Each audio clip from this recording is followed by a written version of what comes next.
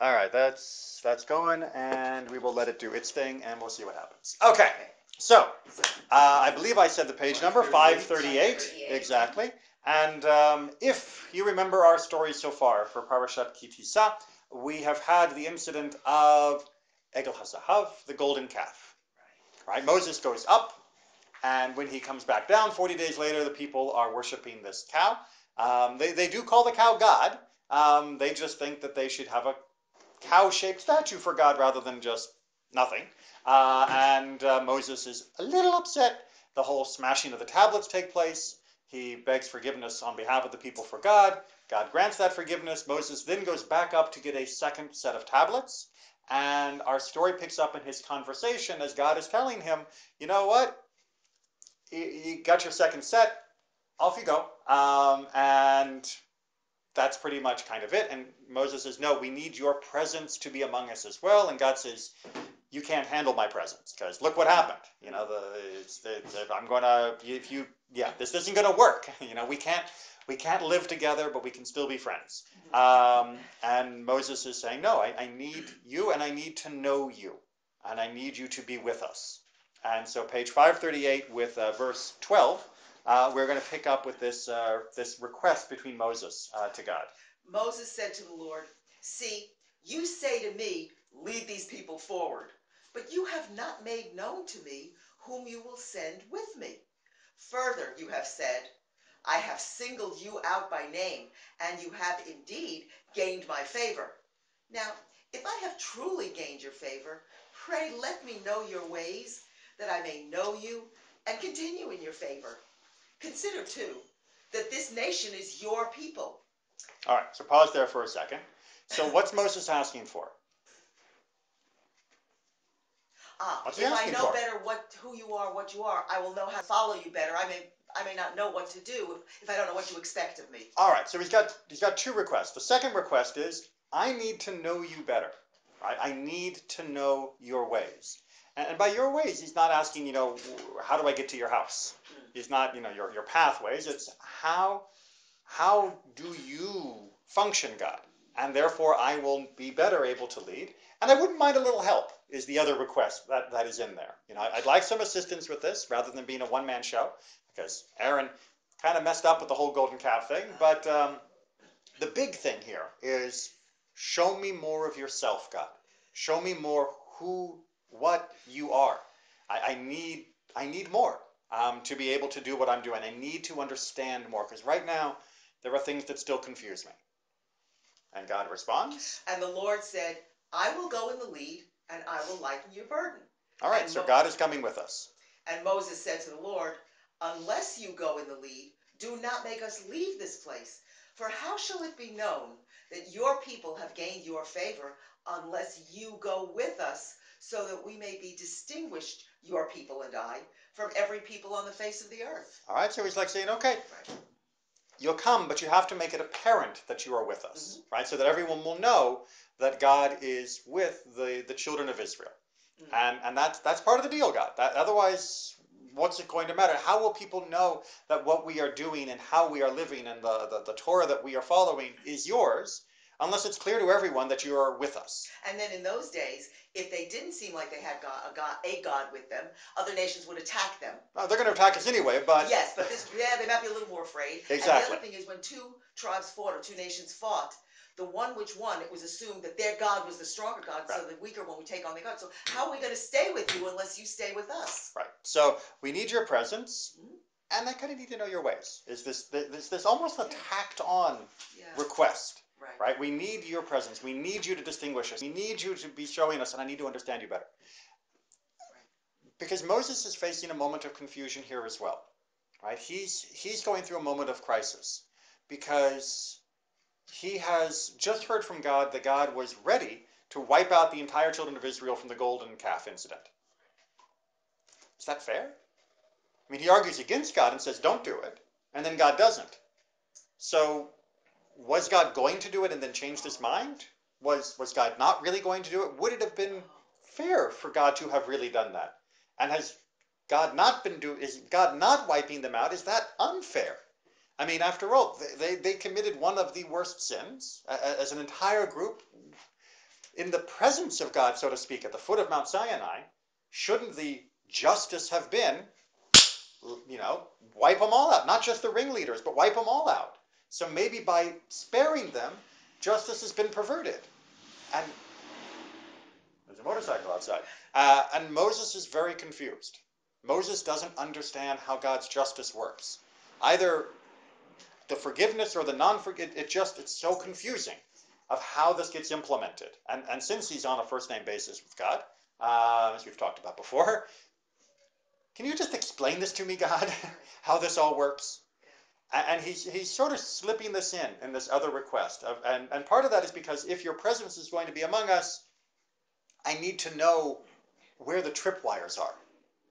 Right? If we're going to be keeping this nuclear bomb called God's presence among us, I need to know how to disarm it if it accidentally gets, the timer starts going down like in one of those shows. What wire do I cut so it doesn't blow up? Tell me your ways. Give me the manual. It's as though Moses is walking on eggs. Well, of course. I mean, you're talking about being in such deep proximity to God that a single mistake is putting you in the sense of contradicting the nature of reality. That's kind of a big deal.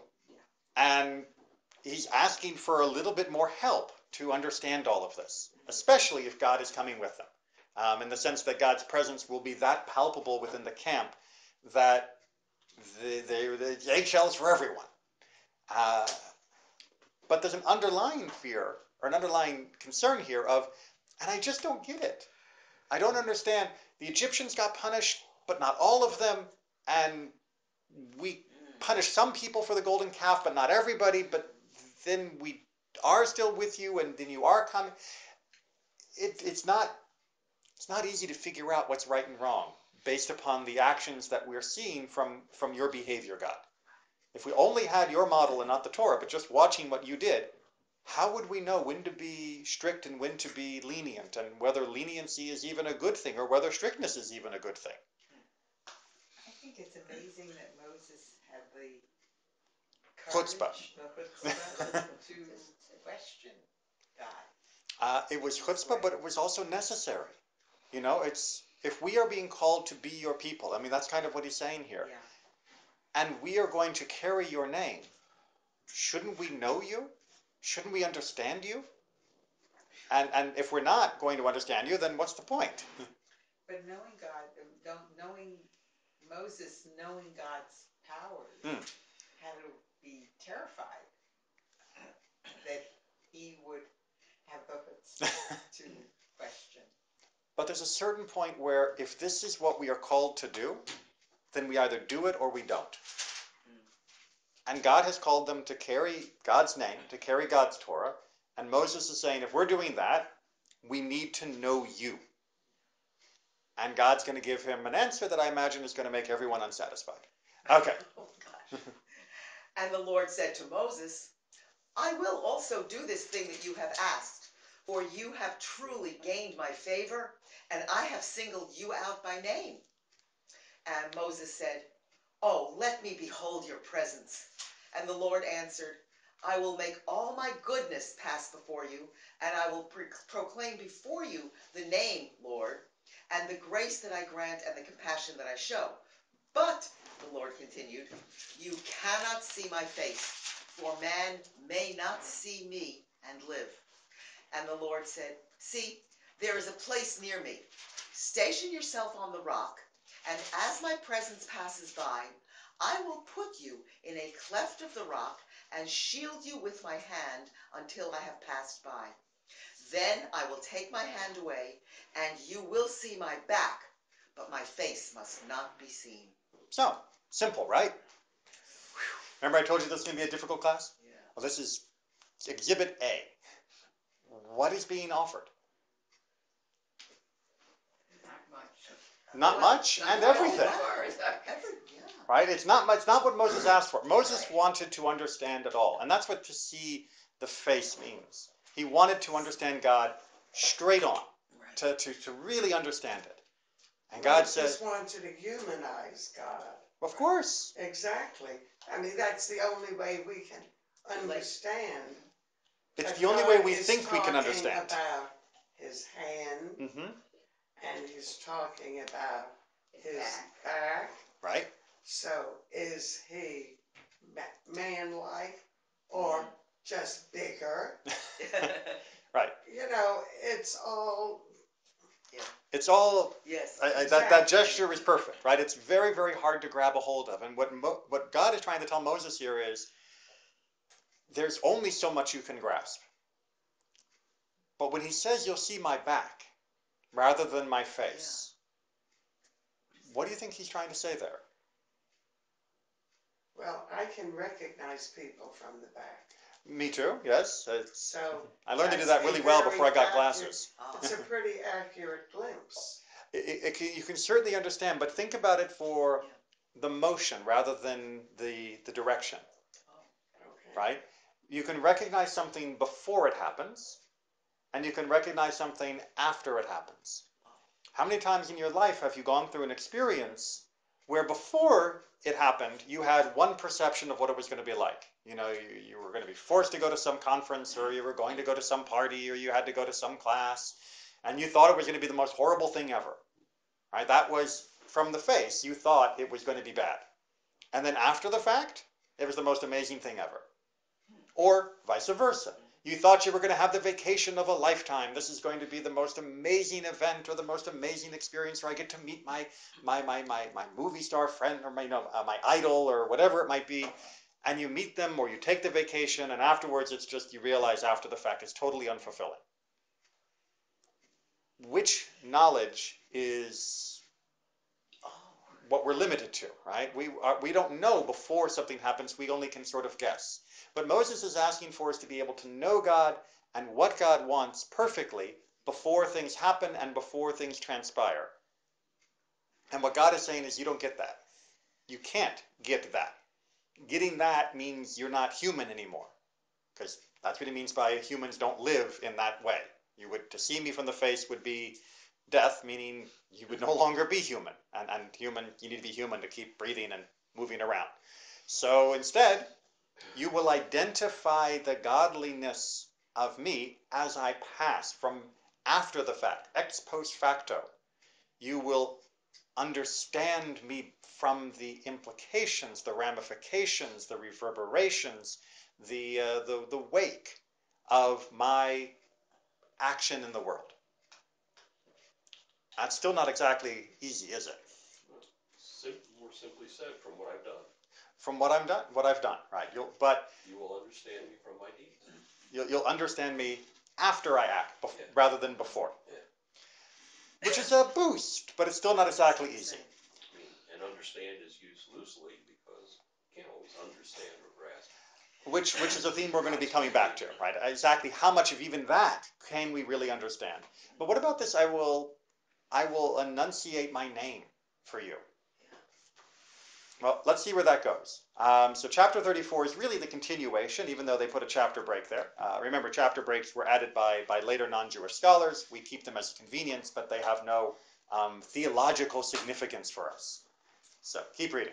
The Lord said to Moses, "Carve 2 tablets of stone like the first, and I will inscribe upon the tablets the words that were on the first tablets, which you shattered. Hint, hint.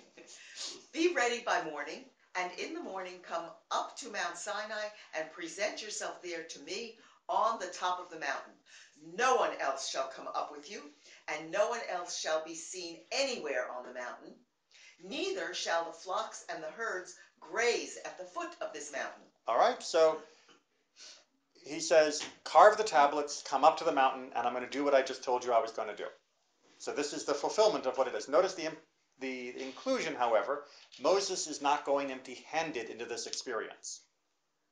All right, what's he bringing with him?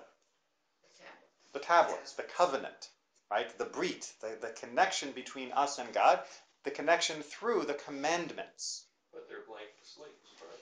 No, he's carved them. No, but Moses recarved the them. words aren't on them. He's carving the outside, but God is going to put the words on them. So there's a Well, it says that God will inscribe Inscribe them them. after Moses brings them up. yes, No. Yes. and that's going to be God's contribution. But the first set of tablets, the ones that got broken, Right. who carved those? 100%. Yeah. Right? God carved them and God inscribed them. Here, Moses is carving and God is inscribing. Right. And that inscription, the commandments, becomes the embodiment of this experience that Moses is about to have, of seeing God's presence. A short answer, and for those of you that can't stay for the whole class, I can give it to you now. The short answer is, if you want to know God, see what God commanded. Right? That's the back of God. Right? Are the commandments that were left behind from that encounter, of the imperatives that we feel now of how we live in this world. By those, you can understand something of God's essence. And as we'll get to at the end, not 100%, but something. But let's take care of this proclamation that's going to happen. So Moses carved 2 tablets of stone like the first, and early in the morning he went up on Mount Sinai as the Lord had commanded him, taking the 2 stone tablets with him. The Lord came down in a cloud. The Lord stood with Moses there and proclaimed the name Lord. The Lord passed before Moses and proclaimed, the Lord, a God, compassionate and gracious, slow to anger, abounding in kindness and faithfulness, extending kindness to the 1000th generation, forgiving iniquity, transgression, and sin. Yet, And we'll pause there. okay. Okay, I'm pausing there very Yeah, deliberately. I agree with you. Right? Now, why am I pausing there? Because where I just paused, with one word exception, which doesn't fit by the way the translation is done, should be a very familiar phrase in the Hebrew. Right? If you look over in the Hebrew and you'll see the Adonai, Adonai, Rachum Bechanun, Erech Apayim. Sound familiar? Right? These are the what are often referred to as the 13 attributes of God's mercy, which we'll talk about in more detail in a minute. This paragraph, stopped where I said stop, has become part of our holiday liturgy as being one of the ways that we invoke or evoke the idea of God's mercy and compassion. Now, where I stopped, however, I'm sure Malka noticed immediately, Yes. is right before where it gets difficult. Yes. Right? Because so far what we've got is God is compassionate and slow to anger, abounding in kindness, extending kindness to the 1000th or 1000s generation, depending upon your translation, meaning either 1000 or 2000 generations, and forgiving iniquity, transgression, and sin, and remits, v'nakeh. Or maybe not, exactly, keep reading. Yet he does not remit all punishment, but visits the iniquity of parents upon children and children's children upon the 3rd and 4th generations. All right, that's the part that everyone starts going, nah. Not fair. Now, well, wait a minute, notice, right? Everyone says not fair when we say visiting the iniquity upon the 3rd and 4th generation. Nobody stood up and said, how dare God show kindness to the 1000th generation? Oh. None of you complained That's right. when God said that he would show kindness to 1000 generations. But one more generation for punishment, that's not fair. An interesting problem. Let's go ahead and take a look at some commentary, and then we will, I'm sure, have a lively discussion. I think we can head all the way around that way. All right.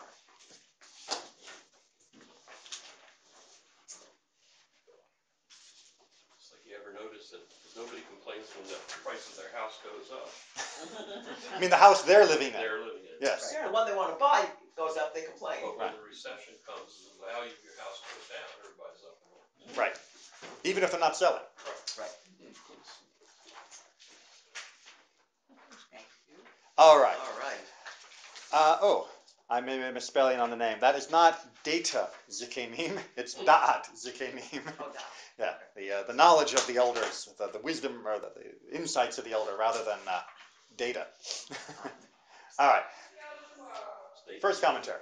God extends kindness to the descendants of the good and righteous ancestors, even to sinners. All right, so the first statement is one that may seem obvious to us, but is still maybe a little bit surprising, which is when we say God extends kindness to multiple generations, we're saying that we have righteous ancestors, and as somehow the calculation of justice goes, because they did good, good will accrue to their descendants for 1000 generations. And what is being added here, or what is being made explicit here, is that that even applies if the descendants aren't so good. That they still Cash in. And a metaphor that you might be able to relate to is if you could imagine some very wealthy business person does extremely well, and when she passes away, she leaves giant trust funds to all of her children and grandchildren, and some of them are terrible people, or even not just very good with money or business, and yet they are being handed over the benefits of her skills. Is that fair? Well, she earned it. She has the right to give it where she wants. Most of us would probably say that's okay. But we probably would also be reluctant to say that the person who received it somehow earned it simply by virtue of being born to the right family. We'd say they have a right to it because of the owner's gift, not necessarily because of something innate to themselves. And similarly, we could say for God, God has the right to dispense the goodness that accrued because of the deeds of people as he sees fit. And if God wants to give it to those that aren't very good, simply as a way of compensating the good that was done by their ancestors, who are we to complain? Yes? No? Maybe? We're all satisfied with that? We're not going to be satisfied with anything. Okay. Well, then push back a little bit. It's okay. I promise you won't hurt my feelings if you argue. So I just need to make the fan go a bit. Well, if you're a really good person, you're a role model for your children, and you teach them right, and you do. Now, not all kids turn out fantastic. Whereas, if you're a rotten person, and I don't know, you beat your wife or whatever, but your boys see that, and they continue to do it, they may be bad, but you taught them, and so it does continue to next generations, because that's what they have been taught. So in a pragmatic sense, it may just be sort of, it happens, right? And that works, I think, very clearly for us within a couple of generations, but 1,000 generations. 1,000 generations ago, one of my ancestors, God willing, I don't know, was an amazingly good person. They took care of the poor. They were doing every mitzvah that you could imagine and were of perfect piety. And therefore, I don't get hit by a meteor. Good? No? Too literal? Maybe that's not what's really being discussed here? Well, let's see if there were any practical implications. Oh, sorry. Just real quick, there is a theory in family therapy that has negative behaviors in generations only last 3 or 4 generations, because then the family dissipates, or everybody's in jail. It self-destructs. Oh, It self-destructs. Oh, that's interesting. Whereas kindness, kind acts in a family last forever. Would accrue because the family stays together. That's very interesting. I have to look up that research. I hadn't heard that before. It's, I'll think of the name. Yeah. Right. After 3 or 4 generations, there's no one left around to punish. It's already fizzled out because the family has self-destructed. It's interesting idea. All right. It's, Oh. I still don't get that, because very often, like you said, if a child sees his father beating up his mother, it might revolt him so that as he grows up, he becomes a pacifist and will not hurt anyone because he has seen the result of it. That's an excellent theory, and you're absolutely right. And you would think that would happen when they say, "I'll never do that," and then they grow up to do it because they don't know another way to behave. Well, it doesn't. It No, doesn't. that's So, I mean, Yeah, it's both. right. Some do, some don't. Yes. Statistical proclivity tells us that people who grow up with abusive families more often end up as abusers than not. But you're right. There is no ironclad bound law. You could, and many people do, and you have to applaud their strength for avoiding the statistical average. They do turn from that direction. Like the broad paintbrush. Right. Well, we're gonna keep working on refining our brush. We're not done yet with one sentence. Okay. Trust me. Promise? Promise. In just this fashion, he brought the Israelites out of Egypt because of the Avot. All right. So because of the Avot, our ancestors, we were brought out of Egypt. Remember, he made a deal with Abraham, saying this bad stuff's going to happen to your descendants, but don't worry, I will bring them out. What is being said here is being repeated in many other midrashim, which is we didn't earn the exodus from Egypt. Some midrashim, by the way, say we did, but many of them say we didn't earn the exodus. That God chose to take us out of Egypt because he was paying off a debt to our ancestors. If we hadn't had good grandparents and great-grandparents, we would have been left to rot because we did not deserve it. As a moral calculation, that's tricky.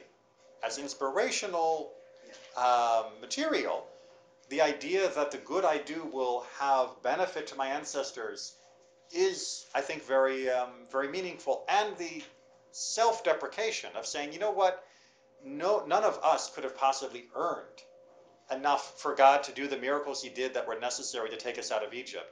It wasn't just because we're so great and we're so worthy. It was because of the people who were much worthier before us. There is a certain humility that comes from that attitude as well. It's not that I deserve that God move heaven and earth to redeem me. It's Abraham deserves it, and I just happen to be the lucky beneficiary. Reverse that, and you have generations who have always said, I'm being punished for whatever happened in past generations. Correct. And the reversal is something that's going to have to be worked out in excruciating detail. We are heading that direction of how does this calculation work? I mean, all of you guys remember in school, and I'll do my best to remember how this works, right? If you say x plus 2 equals 5, what do? Subtract 2 from those. Right? You take that over there, basically, and minus 2 and minus 2 here, so you get x equals 5 minus 2, or x equals 3, right? Very good. Yes, my algebra teacher would be very proud. And when you want to reverse it, you would then take and say, okay, if x equals 3, then that means 3 plus 2 has to equal 5, and lo and behold, it does, right? You have to make the calculation work both directions, or else there's something wrong with your math. If you go back and check your work, it's like 5 times 3 has to be equal to the same thing as 15 divided by 5. Right? I mean, you have to be able to go both directions, or else you've made a mistake. It's one of the ways I tell my kids, if you want to check your work, run it backwards. And that moral calculation, that justice calculation, we're going to end up having to run backwards a little bit later, so just hold on.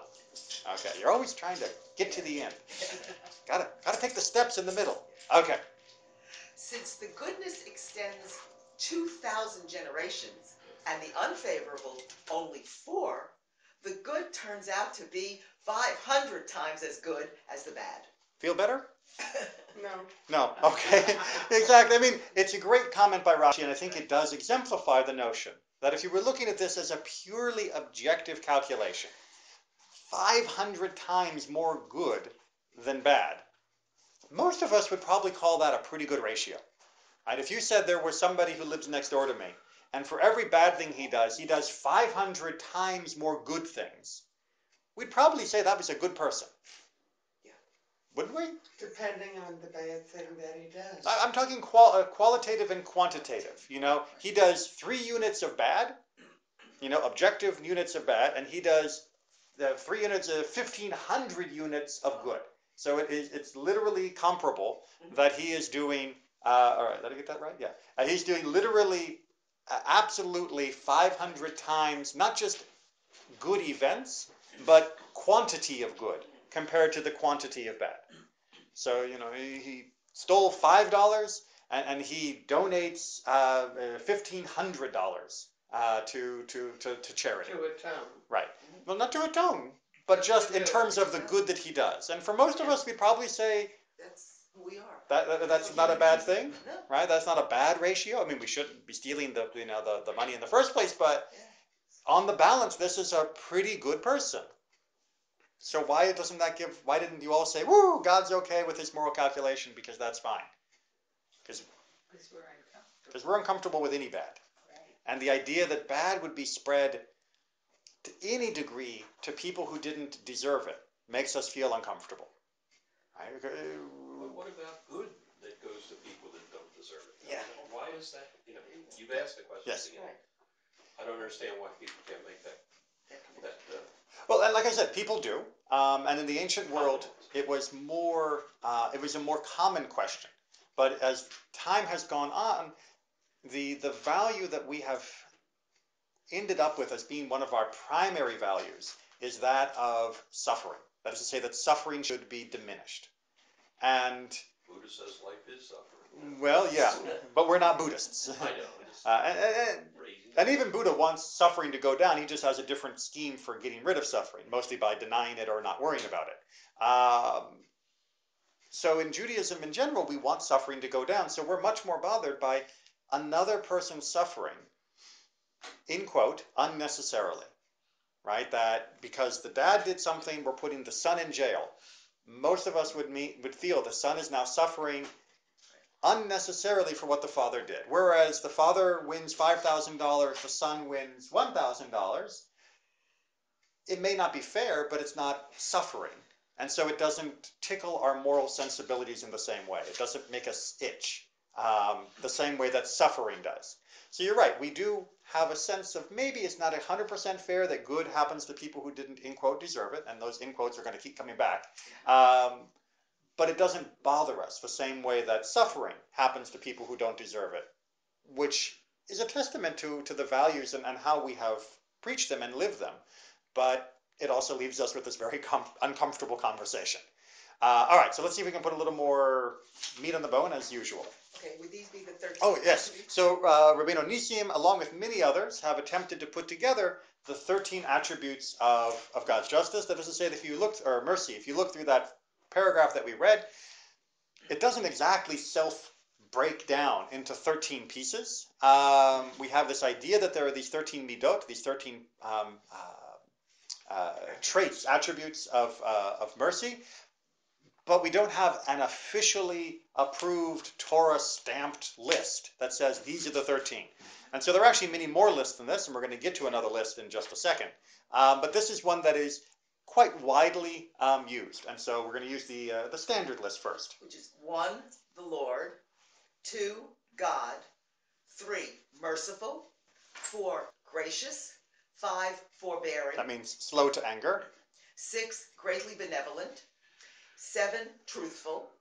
8, maintaining benevolence. 9, to the 1,000th descendants. 10, tolerating sin. 11, and guilt. 12, and fault. 13, letting go unpunished. All right, so what Rabbeinu Nissim and the others who use this list are doing is stopping the list of the midot, of the attributes, where we stop in our prayers. The part that we, as I mentioned, I interrupted, where we interrupted for our service is where we interrupt the 13 attributes of compassion. And the other parts about next generation and things that aren't forgiven, those are not part of God's attributes of mercy, right? Whereas we would probably instinctually feel that punishing people, even the guilty, is not what the definition of mercy should be. As we're going to see, there are people who disagree with that, and we're going to come back to it. But I wanted to give you the sort of standard list that you'll often see. Let's go on to see what some of these attributes mean. In particular, slow to anger. Slow to anger. From this we learn that the evils which occur to God's creations from his running of the universe are few and far between and always have a good purpose. For example, the reproof of sinners. All right, so Gesundheits here is trying to point out to us one of the fundamental truths, which is if God had a short fuse, we would all be being suffering and punishing constantly. And if God didn't have slowness to anger as being one of his attributes of mercy, then the moment you cross the line of any degree, you think stealing $5 is bad, stealing, a penny would be wham, punishment, wham, punishment. There would be, hurricanes and lightning bolts and meteors just falling out of the sky constantly, hitting everyone as they walk down the street doing bad stuff. If it was not that God was patient, then the alternative would be constant punishment. And that means he's preferring to us then that since we know God is patient, the sufferings that are most occurring in life must not be from God. Right? And the only ones that are there probably have a good reason. The ones that do come from God must then have a good reason, which would be to rebuke those that are doing wrong and do the course correction, the reproof of the sinner, as they say. Right? That the evils which occur to God's creations from his running of the universe are few and far between. That's not to say that there aren't bad stuff that's happening from the universe. We live in hurricane country. We know that there can be bad stuff happening from the universe, but because God is slow to anger, you should not imagine that every badness that happens from the universe around us must be coming because God is angry at this instant, because God's patient. And only occasionally will use these things. In fact, he's so patient that this refers to the fact that God gives children some time before they are responsible for their actions. In human courts, not until age 13.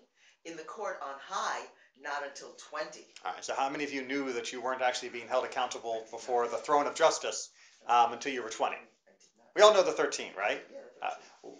But 12 why for in girls. what? 12. 12 for girls, yes. But why in the world would we be held accountable on the earthly court before we be held accountable on the heavenly court?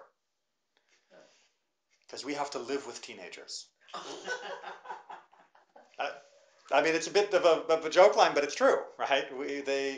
That is an age upon which our ancestors noticed it was very hard to simply convince them not to do bad things, and so they had to be held accountable so that they would take their responsibilities seriously. But God knows that a 13-year-old is still, shall we say, immature in their moral development. God knew about the adolescent brain. Exactly right. And so although we do need to have some standards for our society to prevent 13-year-olds from murdering someone, we do also recognize that by God's standard, a 13-year-old is not spiritually accountable for that act. That's how patient God is. That God is willing to give us all the way until we're 20 before the meter starts running of, okay, now you are really mature enough that there is no excuse except your willful disobedience for not doing the right thing. All right, onward again. Let's find a different 13. These are the 13 attributes according to the plain meaning. 1, a merciful God. 2, gracious. 3, forbearing. 4, greatly benevolent.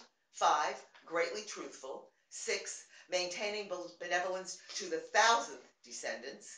7, tolerating sin without letting it go unpunished.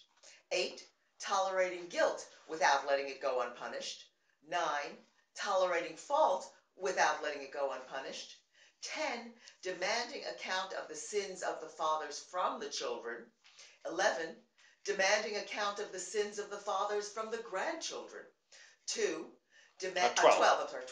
demanding accounts of the sins of the father from the 3rd generation, and 13, demanding account of the sins of the fathers from the 4th generation. See how merciful God is? Now, why are we all going, wait a minute, how did we get mercy out of demanding account of the sins of the father from the 3rd generation? Doesn't that seem like the opposite of mercy? Now, Shaddal is not a lunatic, and he's not a fool. However, his own explanation wasn't quite as succinct, so we're going to be looking at a couple other people who try to explain this in the same way that he does, but in a way that I think is, well, it'll fit on one page. Okay, shall we? God does not remit punishment all at once, but punishes a little bit at a time. Our sages explain the literal Hebrew formulation, remitting, he does not remit, to mean that he remits punishment for those who repent, but not for those who do not repent. All right, so God does not just cancel the punishment all at once. It gets canceled in stages. So think of it like loan forgiveness, right? You don't just forgive the entire loan, you forgive parts of the loan as you go along until the whole debt is written off. Sound familiar for anybody who's ever done taxes or had to deal with businesses? You know, you have depreciation of things. You don't write it off all at once. You have to spread it out. And what this is also saying is that only happens when you repent, when you do tshuva. Make sense? Maybe a little? Mm-hmm. All right, keep going. When he says visits the iniquity of parents upon children, it means when they hold on to their parents' behavior.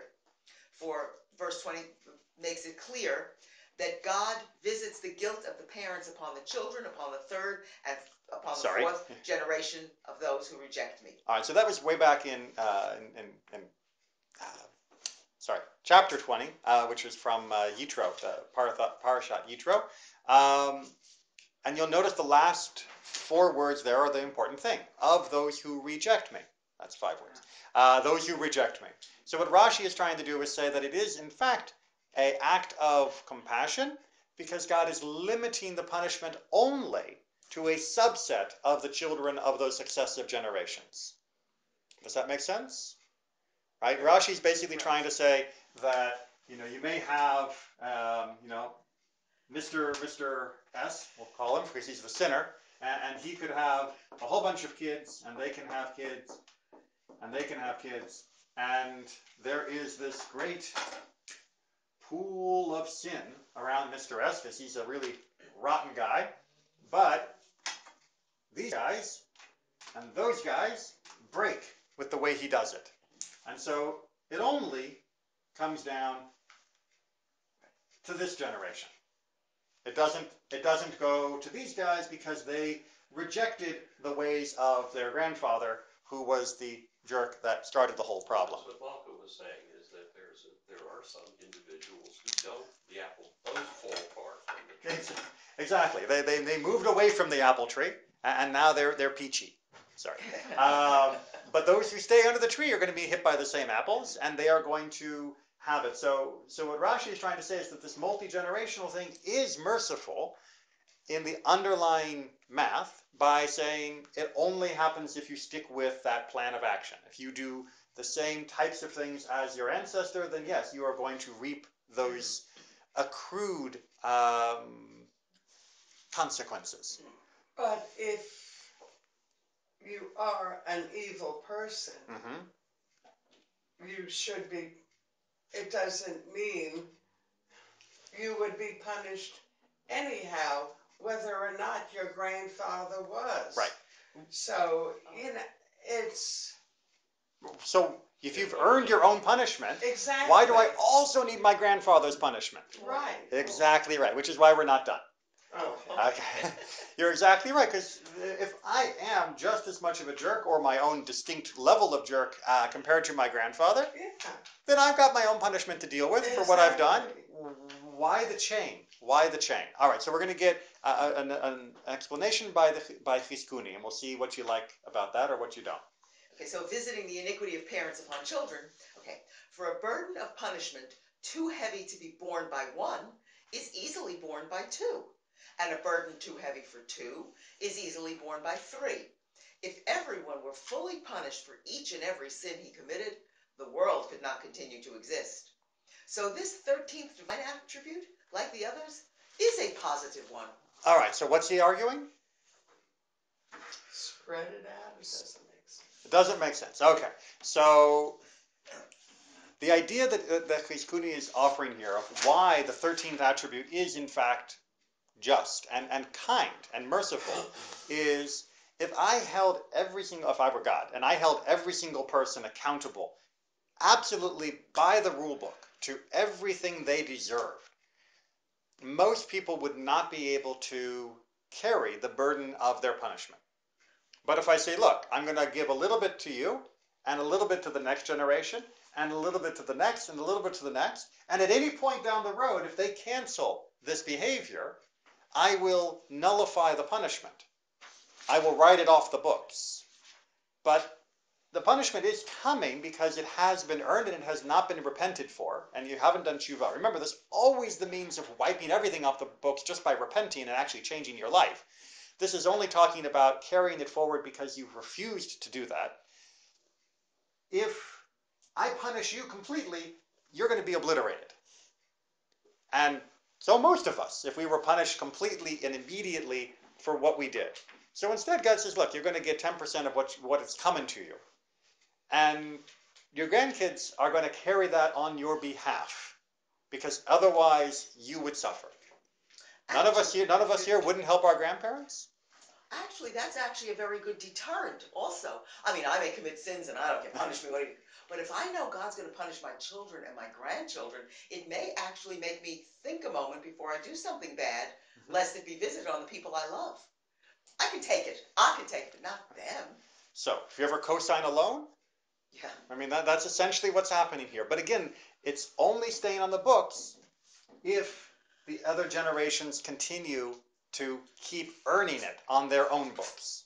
So they are sharing the accumulation, but they also have an equal opportunity to remove it. And that way you don't get overpunished, and they still have their own free choice. And they can cancel the debt the moment they say, boo, I don't want this anymore. Where does good things happening to bad things happening to good people fit in? Okay, so yeah, I know, you got a lunch date. Not all of us have such busy social calendars. Okay, so what happens to people who we don't really think are still carrying on with the ways of their grandfather? They did do good things, and they have broken that pattern. As Malcolm said, they saw what their father did, and they vowed they would never do that, and they have grown into good and fine people who never do things like that. And there's nothing possible that we can see in them that would explain why they are being punished. We turn the page and we get the next explanation. Okay, so you're timing the segues perfectly there, Marion. I didn't give her the handout in advance. now, I want you to ask this question. Right. Okay. Rabbi Yochanan said in the name of Rabbi Yossi, there were 3 things that Moses sought from the Holy One, blessed be he, and he gave them to him. 1, he asked that the presence of God should come to rest on Israel. That is it not in that you go with us? Right. This is all from the paragraphs we've read today, by the way. He asked that the presence of God not come to rest on idolaters, so that we are distinguished, I and your people. 3, he asked that he teach him the ways of the Holy One, blessed be he. That is, show me now your ways. All right, and that's the topic that we've been dwelling on mostly. And, okay, so if Moses asked this for God and God told him, what are God's ways then, says the Talmud? Nice if Moses shared what God told him in that conversation. So Moses said before yes. the Lord, Moses said before the Lord, Lord of the world, on what account can there be a righteous man who has it good, a righteous man who has it bad, a wicked man who has it good, and a wicked man who has it bad? Right, so that's the laying it out, all 4 possibilities that could be happening. Good person, good things, good person, bad things, bad person, good things, bad person, bad things. How does this work? Because it seems to me that except for the good person, good things, bad things, in the middle we've got some mixture here, and that's a problem. Or at least it doesn't seem clear. It's not my, x equals 3 kind of math that I can follow. God said to him. All right, God said to him, the chart. So this is again my attempt to squeeze everything on one page. Bear with me. So you see that little chart on the left? Yes. That's the answer. Right? It's put in verb. It's put in what do you call it? In words in the Talmud, of course.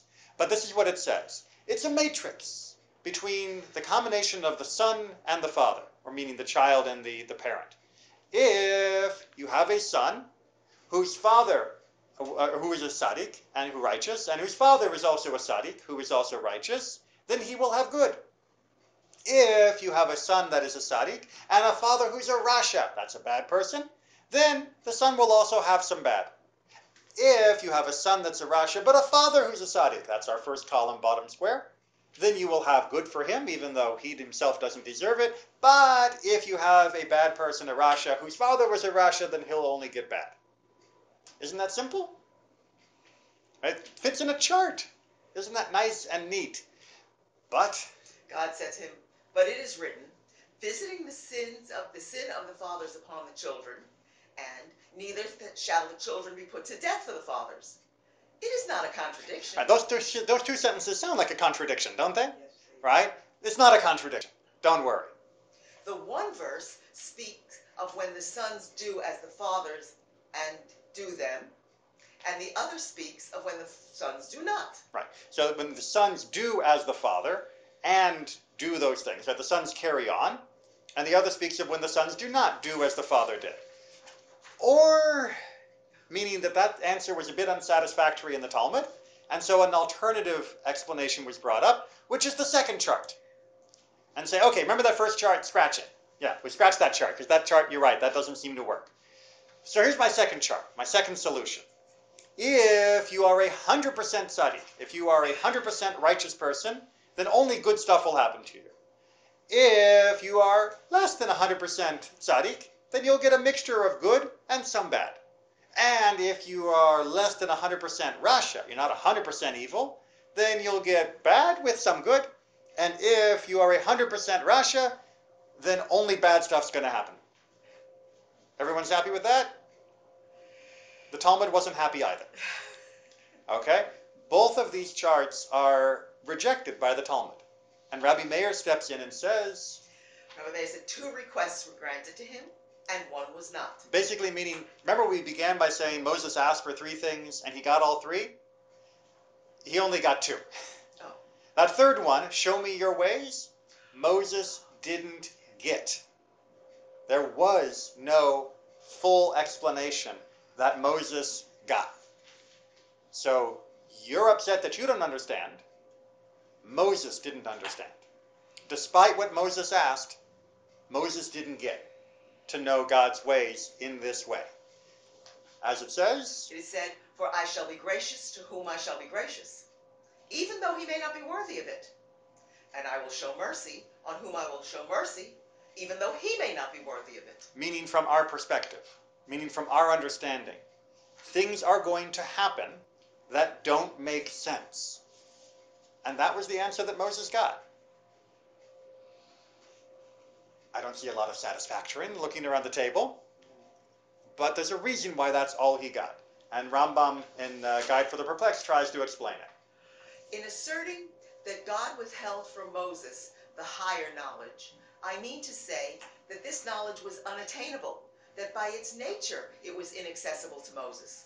For man, while able to gain perfection by applying his reasoning faculties to the attainment of what is within the reach of his intellect, either weakens his reason or loses it altogether as soon as he ventures to seek a higher degree of knowledge. Right. If you try to learn what you can learn, great, and you will have success the more you try. But if you try to learn what is fundamentally unknowable by the human mind, all you're going to do is break something.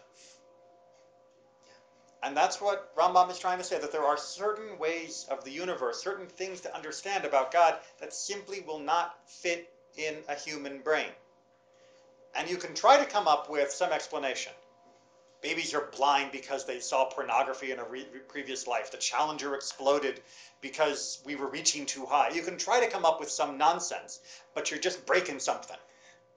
You're not actually coming up with a real understanding. There is a limit to our reasoning abilities, to our human ability to understand how the world works. Now that used to bother me because I thought there's no limit, I can just study hard enough, until I tried to understand the concept of infinity. I can't get it. It never ends, never. And I realized if I can't understand that, then you're right, there are things I cannot understand. I don't even know what I can't understand.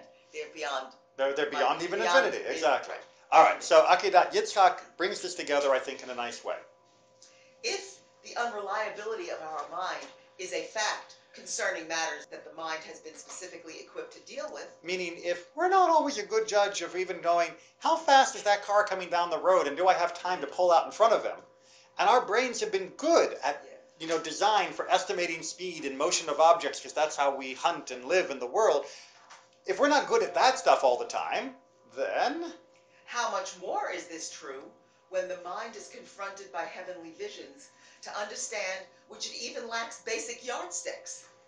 Moses asked God to provide him with such yardsticks, but was told that the human intellect must subordinate itself to heavenly instructions. That is to say, you're not always going to understand why this mitzvah says this and that mitzvah says this, just because you lack the equipment to understand these things. Quite frequently, this may result in objective truth being the very reverse of what we think it is.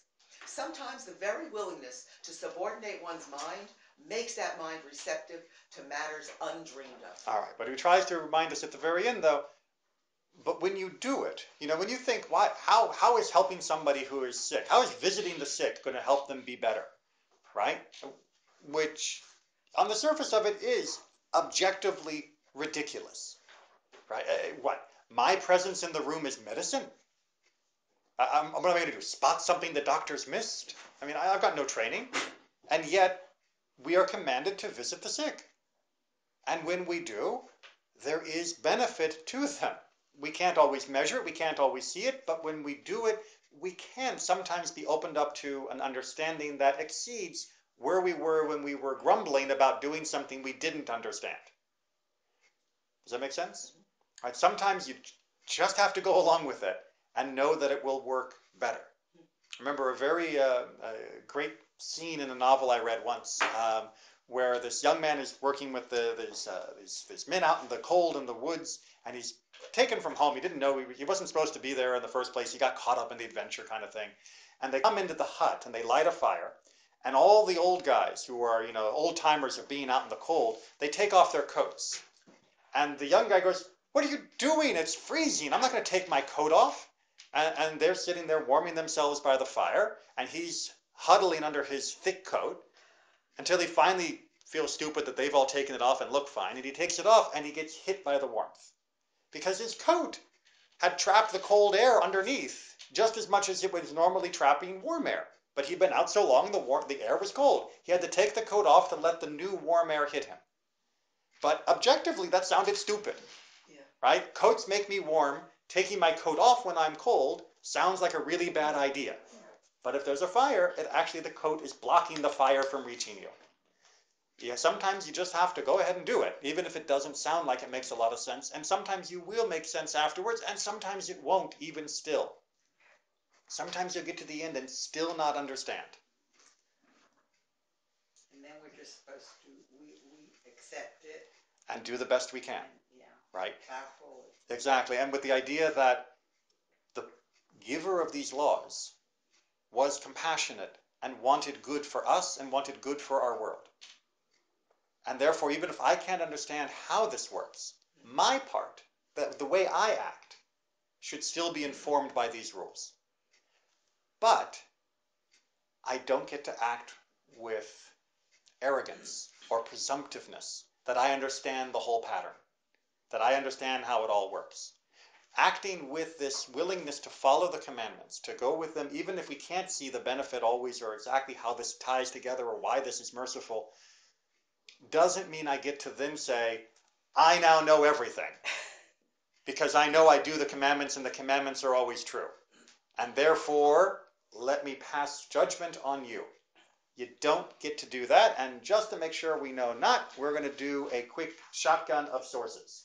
Truly, you are a God that hides yourself, O God of Israel, the Savior. Isaiah. And? For my thoughts are not your thoughts, neither are your ways my ways, says the Lord. Also from Isaiah. Can you find the investigation of God or find the end of the Almighty? From Job. How great Job, by the way, is the, I was going to say the Bible of this subject, but that seems redundant. Job is the best single text for exploring all of this issue. How great are your works, O Lord. Your thoughts are very deep. Psalm 92, which we recite every single Friday night. Well, and Saturday morning. It's the Psalm of Shabbat. If sickness and suffering... All right, this is a quote from Rambam, by the way, of how we need to view ourselves in acting in the world. I didn't have enough room for a space on the page. If sickness and sufferings come, or if someone buries his child... God forbid. One should not speak to him, as the friends of Job said, is not your awe of God your confidence, and your hope the integrity of your ways? Remember, I pray you. I pray. Who, though innocent, ever perished? Or, where were the upright cut off? I have seen those who plow iniquity and sow mischief reap the same. So we are commanded not to say that. Why not? What were the friends of Job saying in this quote? When Job buried his children, when he was suffering from illness, when his wife was dead, when he had lost his fortune, what were they saying to him? Just your belief in God should give you the forward to get through it. The opposite. If you had believed in God, if you had been a good person, this wouldn't be happening. must have done something. You must have done something wrong. You must deserve this, right? Your awe is not your awe of God, your confidence and your hope, the integrity of your ways, right? You should be hopeful if you're a good person. Because remember, who though innocent ever perished? Only the guilty die young. Therefore, if you are suffering, well then, right? I have seen those who plow iniquity and sow mischief reap the same. You are reaping suffering, you must have sowed it. It must be your fault. And indeed, throughout the book of Job, his friends are counseling him over and over again to acknowledge the rightness of God's justice, that he deserves everything that is happening to him, and to throw himself on God's mercy. And God shows up at the end of the book of Job to tell his friends, you are idiots. You don't even hold a candle to my friend Job. And says, all of your nonsense and piety about only the bad people get punished, and if you are suffering, you must have deserved it, and just, throw yourself, all of that is the opposite of what I want, says God. You come to someone who's in need, you don't try to figure out, are they a good person, are they a bad person, were they the good person, the son of a bad person, are they following in the ways of their grandfather who 4 generations ago was a bad person, but there was at least 5% of redemption. You don't do the math, you help the person. You don't ask, why are they suffering, because even through all those charts, the Talmud was still hinting, from the outcome, you can't tell whether a person is a good or a bad person. All you can tell is the person is a person, and the person is suffering. And that means you act in the ways that were written on those tablets that Moses took to meet God. And those are the ways of mercy. It's less about trying to understand God's ways in the sense of how God balances the complicated calculations of running an entire universe, and more about how we balance our calculations of behaving with mercy. Those are the ways of God that we can understand, and that we can live by, and that we have been called to live by. And that's what distinguishes us as being Jews, as being the people of the Torah. So yes, it's very frustrating that we can't figure out the math of why bad things happen to good people and why good things happen to bad people. But we can figure out how to help people. And that's where we focus. And the rest, well, we study for a while, and then we turn off the recorder and we go out and we do good. Take care.